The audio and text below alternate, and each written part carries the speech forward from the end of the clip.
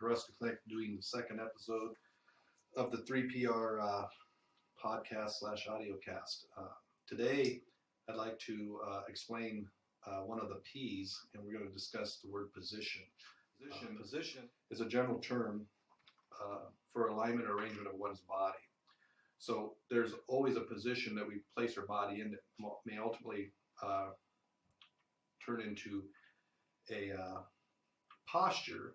A posture is something that's is influenced by one's position. So we often look at a pelvis, and oftentimes your therapist may tell you that your pelvis is tilted or it's moving forward. So if you think of this pelvis being in this position, as your pelvis moves forward, it places you in a anteriorly forwardly rotated pelvic tilt.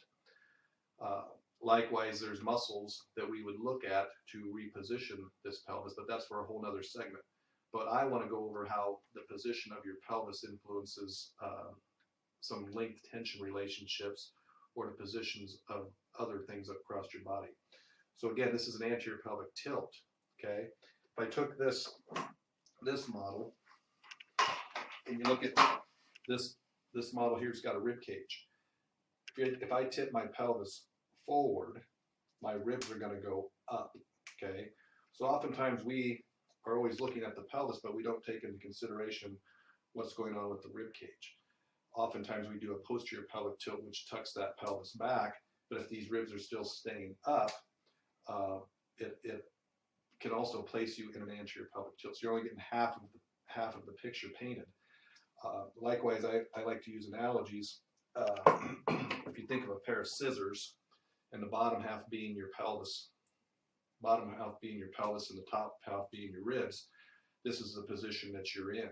What we would like to do is we'd like to bring the bottom back up and the top back down to get your rib cage down and your pelvis back into a more, what we would call a more neutral position. Oftentimes, when you look at a pelvis, as your pelvis tips forward, your hamstrings attach down here on your ischial seats, or what we would consider your butt bones. These bones is where the most proximal attachment of your hamstrings attach. We'd like to get those hamstrings pulled back, or try to get this pelvis to pull back. So in essence, what we're trying to establish is a new position, or what we would do is we would reposition you. And the position basically ultimately decides or establishes the posture. Okay. As we go into the next segment, we will talk about how the pattern of a predictable pattern of positions sets up a predictable movement pattern. Thank you, and we'll meet you again. Thank you.